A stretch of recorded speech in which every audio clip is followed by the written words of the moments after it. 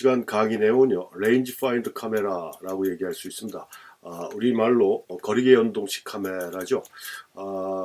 앞부분에서 알아봤던 SLR, 그러니까 반사식 카메라하고는 구조 자체가 상당히 많이 틀리고요. 또 필름 사진 시절에, 그러니까 일환 반사식이라는 반사식 카메라가 등장하기 전에는 이 거리계 연동식 카메라가 이 카메라의 거의 주종을 이뤘다라고 해도 과언이 아닐 정도로 많이 사용됐던 그런 카메라입니다. 근데 지금은 필름 카메라에는 이제 좀 남아 있고요. 그러니까 필름 카메라를 지금도 쓰시는 분들은 이 거리계 연동식 타입 카메라를 쓰시는 분들도 있지만, 이 대중적인 면에서는 거의 사라진 카메라에 가까운 그런 카메라가 이 거리계 연동식 레인지 파인더 카메라다, 이렇게 말씀드릴 수가 있습니다. 그래서 이 거리계 연동식이라는 건, 그러니까 우리가 줄여가지고 RFC 이렇게 얘기를 하거든요. 레인지 파인더 카메라, RFC 카메라, 일환 반사식 카메라를 우리가 SLR 이렇게 부르듯이 이 거리계 연동식은 RFC 이렇게 얘기를 합니다. 그래서 왜 거리계 연동식이라는 이름이 붙여졌냐면, 그 거리계, 그러니까 초점을 맞추는 거리계하고 카메라 몸통에 거리계를 설치해갖고 거리계하고 초점 조절 장치가 연결해서 이중상이, 그러니까 이 거리계 연동식 카메라는 대부분이 상이 두 개로 보입니다. 상이 두 개로 보이는 걸 하나로 겹쳐지게 해서 초점을 맞추는 방식이라, 일단 그 초점 맞추는 게 우리가 앞에서 배웠던 반사식 카메라, 거기다 또 초점 스크린도 배웠지 않습니까? 그 초점 스크린 자체가 대부분 다 반사식 카메라에 사용되는 거였고, 거리계 연동식 카메라에는 그런 초점 스크린 자체가 들어가질 않습니다.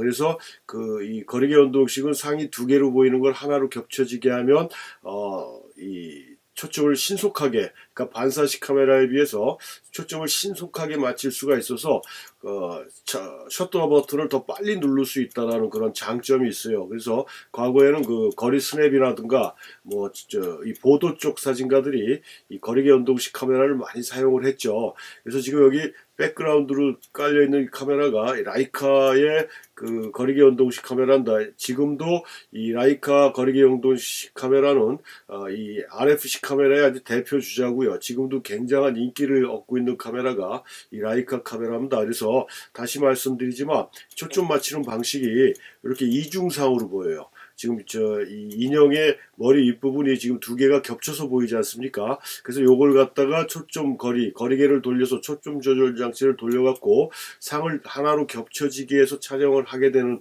그런 아주 단순하고 간단하게 돼 있고, 누구나 쉽게 초점을 맞출 수 있는 그런 원리로 돼 있어서, 아까도 말씀드렸듯이 상당히 신속한 촬영이 가능하다라는 그런 장점을 갖고 있습니다. 장점을. 근데 일단 또 카메라 자체도 그 반사식 카메라, SLR 카메라보다 카메라가 굉장히 작아요. 그러니까 요즘 우리 디지털 DSLR 카메라에 비해서 미러리스 카메라가 많이 사용되고 있다라고 얘기했지 않습니까? 그 첫 번째 이유가 카메라의 퀄리티, 성능 이걸 떠나서라도 일단 카메라 자체가 굉장히 작아졌어요. 미러리스가 작아지다 보니까 휴대하기 편리하고 하는 여러 가지 장점 때문에 미러리스 카메라에 대한 선호도가 높아지고 있는데, 이 RFC 카메라, 거리계 연동식 카메라도 SLR 카메라에 비해서 카메라 자체가 굉장히 소프트합니다. 작고 가볍고, 그래서 휴대하기가 편리하고 한 그런 장점이 어떻게 보면 미러리스하고 거의 비슷한 장점을 가지고 있다라고 볼 수가 있는데요. 제일 큰 단점이 있죠. 제일 큰 단점이 뭐냐면 시차라는 게 있습니다. 시차. 우리가 일환 반사식 카메라에서 나왔지만, 일환 반사식 카메라, 반사식 카메라의 최대 장점이 시차가 없는 거라, 그냥 파인더를 통해서 대상을 바로바로 순간순간 변화되는 상황을 보고 바로 촬영이 가능하다라는 그 장점이 있다라고 했습니다. 반사식. 근데 이 거리계 연동식 카메라는 이렇게 파인더가 따로 있고요, 렌즈가 따로 있어요. 그러니까 위치 차이가 있지 않습니까? 이게 보는 위치 차이를 우리가 패러락스에서 시차라고 얘기를 하는 거예요. 그러니까 파인더를 봤을 때의 대상의 위치하고 실질적으로 찍히는 렌즈가 있는 위치 차이에 높낮이 차이가 있기 때문에 이 가깝게 들어가서 찍으면 찍을수록 그 시차에 의해서 자기가 구성한 화면에 그 문제가 생길 수가 있다는 얘기입니다. 그래서 우리가 SLR 카메라 같은 경우는 최단 근접 촬영 거리가 45cm 정도 된다고 그랬는데, 이 거리계 연동식 카메라의 최대한 근접 거리는 한 1m, 좀 더 들어간다 하면 90cm니까 대략 한 1m 정도까지만 근접 촬영이 가능하지 더 이상 들어갈 수가 없고, 우리가 렌즈 파트에서 배웠던 뭐 접사 렌즈 같은 경우는 거리계 연동식 카메라에는 접사 렌즈 자체가 없고요. 물론 또 거리계 연동식의 기본적인 그 카메라의 구조상 렌즈 교환이 안 되는 게 일반적인 RFC 카메라였어요. 그러니까 대부분의 거리계 연동식 카메라들은 렌즈 교환이 안 되는 붙박이 형태의 그런 렌즈를 달고 있었습니다. 근데 나중에 이제 뭐 디지털 카메라가 나오기 전이죠. 하여튼 나중에는 이 거리계 연동식 카메라도 렌즈 교환이 되는 카메라들이 몇 종류의 카메라들이 나왔습니다. 근데 기본적인 구조는 렌즈 교환이 되지 않아서 근접 촬영하는데 한계가 있다. 뭐 때문에요? 시차가 있기 때문에.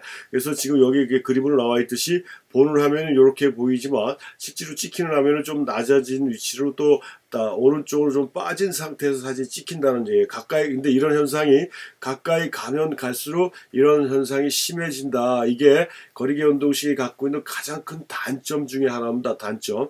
파인더하고 렌즈가 분리돼서 그렇다는 얘기예요. 그러다 보니까 구조도 지금 펜타프리즘이라는 거 없고 당연히 얘는 반사경도 없습니다. 그러니까 보는 창은 뚫려 있어요. 그래서 요즘 이 미러리스 카메라가 좀 전에도 말씀드렸듯이 굉장히 인기를 얻고 있다라고 그랬지 않습니까? 그 다음에 일반 분들이 또 아마추어 사진가라고 할 수는 없지만 그냥 사진에 호기심이나 관심 아니 단순한 기념사진이나 이런 걸 찍기 위해서 스마트폰은 좀 약한 것 같다라는 생각을 가지신 분들이 디지털 카메라를 선호할 때 대부분이 다 미러리스 쪽의 카메라를 선택을 하는데, 그 중에서 그 소니나 뭐 이런 게 굉장히 인기는 있지만 후지 미러리스 카메라도 상당히 인기가 있는 기종인데요.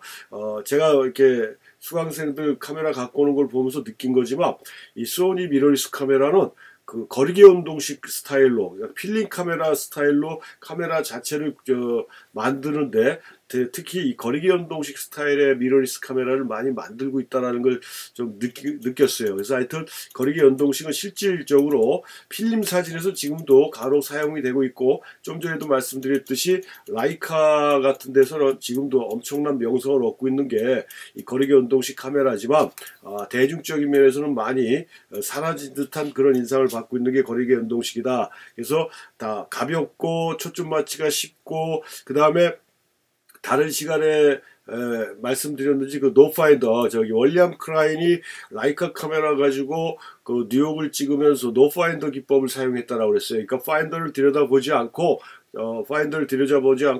그냥 감각적으로 손에 들고서 사진을 찍는 걸 우리가 노파인더라고 그러는데, 이 RFC 카메라가 그런 거리 스냅에서 노파인더에 훨씬 더 이득이 있는 이유가 있는데요.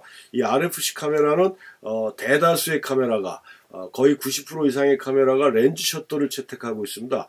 그러니까 렌즈 셔터를 채택하고 있고 거기에다가 반사경이 없기 때문에 우리가 SLR 카메라, DSLR 카메라도 그렇지만 SLR 카메라는 셔터를 누르면 반사경이 올라붙는 소리, 그 다음에 셔터가 열렸다 닫히는 소리가 철커덕 하면서 소리가 굉장히 요란하게 나죠. 그렇지만 그 RFC 카메라는 렌즈 셔터를 채택하고 있어서 칙칙 이렇게 작게 난다는 얘기예요. 그러니까 셔터 소리가 잘 들리지가 않기 때문에 촬영 대상이 된 사람들이 내가 찍히는지 안 찍히는지 파인더를 쳐다도 안 보고, 그 다음에 셔터 소리도 굉장히 미세하게 들려서 그런 노파인더 촬영할 때 굉장히 유리한 특징을 갖고 있는 게 요 RFC 카메라다. 또 그런 게 또 장점이다라고 할 수가 있고요. 이 RFC 카메라는 초창기에는 35mm, 그러니까 소형 위주로 나왔었어요. 그러다가 후반부에 들어와서 특히 일본 쪽 카메라, 마미야가 카메라 브랜드에서는 그래도 상당히 높은 그 위치를 차지하고 있는 카메라인데, 마미야에서 요거는 아까 잠깐 말씀드렸죠. 대부분의 거리계 연동식 카메라는 렌즈 교환이나 다양한 액세서리가 없다라고 얘기했지만 여기 지금 콘탁스 카메라인데요. 이 콘탁스는 원래 독일제였어요. 그래서 이 콘탁스 카메라는 라이카하고 쌍벽을 이룰 정도의 굉장한 그 명기였고, 전쟁 사진의 영웅이었던 로버트 카파가 제가 알기로는 콘탁스 카메라를 썼던 걸로 알고 있습니다. 근데 그게 뭐 거리계 연동식인지 이란 반사식인지 정확하게 잘 모르겠지만, 아무튼 이 콘탁스라는 카메라가 굉장히 그 지명도가 높았던 카메라인데 요즘은 거의 없어진 것 같아요. 이게 독일에서 일본 기업에서 인수했다는 소리를 들었는데 그 이후에는 뭐 모델도 잘 안 나오고 디지털 카메라에서는 콘탁스 카메라 제가 들어보질 못했던 것 같아요. 근데 아무튼 이 콘탁스에서 그 일본 기업으로 넘어가기 전인지 하여튼 그 거리계 연동식에서 렌즈 교환이 되는 거리계 연동식 카메라를 사용해서 또 잠깐 동안 굉장히 인기를 누렸던 이런 카메라입니다. 이 콘탁스 카메라가요. 그래갖고 그 이거는 저거예요. 그 포컬 프레임 셔터 방식을 또 채택하고 있어요. 아까 말씀드렸지만 RFC 카메라는 대다수가 렌즈 셔터라고 그랬잖아요. 근데 이거하고 그 다음에 그 라이카의 거리계 연동식 카메라가 그 M 시리즈에서 M6 그 이상 다른 모델이 어디까지 나왔는지 M6까지가 나왔는지 그 이상 나왔는지는 정확하게 모르겠지만 그 M 시리즈가 거리계 연동식 카메라의 라이카의 대표 기종인데 그런 기종들은 포컬 프레임 셔터를 채택하고 있어서 렌즈 셔터는 렌즈 셔터 파트에서도 설명해 드렸지만 하이 스피드가 빨라야 500분의 1초뿐이 안 나온다고 그랬죠. 근데 포컬 프레임 셔터를 채택하고 있는 카메라들에서는 1000분의 1초까지도 하이 스피드로 만들어내는 그런 포컬 프레임 셔터를 채택했다. 그 다음에 렌즈 교환도 된다. 근데 물론 시차는 뭐 여전히 가지고 있는 거죠. 구조는 똑같으니까. 이런 형태로 되어 있는 게 이 RFC 카메라다라고 이렇게 볼 수가 있고요.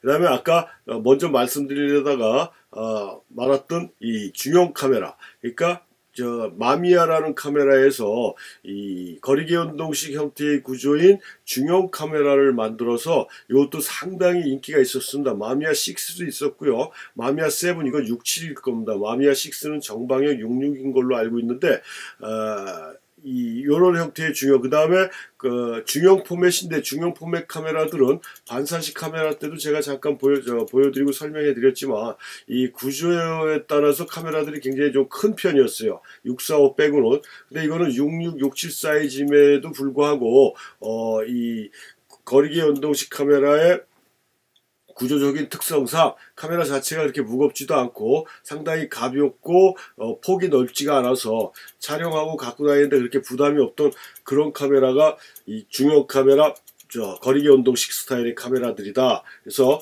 이 거리계 연동식 카메라가 소형에서만 끝난 게 아니라 중형 카메라에도 상당히 인기가 있었다라고 말씀드릴 수가 있고요. 그 다음에 이 거리계 연동식 카메라, 특히 라이카를 그 세계 사진계에 이렇게 탑으로 올려놓은 사진가 중에 한 사람이 이 앙리 까르띠에 브레송이라고 그랬잖아요. 이 사람이 라이카 카메라를 처음 사갖고 이 앙리 까르띠에 브레송 설명할 때 말씀드렸지만 평생 처음 찍고 처음이자 마지막으로 찍은 셀프 포트레이트라고 그랬습니다. 이 거울에 비친 자신의 모습을, 그래서 이 라이카 카메라가 자세히는 보이지 않는데 이런 또 특징을 갖고 있고요. 아까도 말씀드렸듯이 후지에서 나오는 미러리스 카메라가 이렇게 언뜻 보면 이게 필름 카메라 같이 보여요. 여기 파인더가 따로 있고, 물론 뒤에 이 디지털 카메라의 특성상 LCD도 있어서 그쪽으로도 볼 수 있지만 파인더가 별도로 이렇게 나와 있어요. 대부분의 미러리스 카메라는 보이는 뷰파인더가 있긴 하지만 이 창이 없어서 똑같이 LCD로 보는 것 같은 그런 형태로 봐줬었는데, 이 지금 후지에서 나온 거는 이렇게 별도의 파인더 창이 있어서 대상을 이쪽으로도 파악할 수가 있다. 그래서 이것도 마찬가지 보는 창하고 렌즈 위치가 틀려서 당연히 시차가 있는 거죠.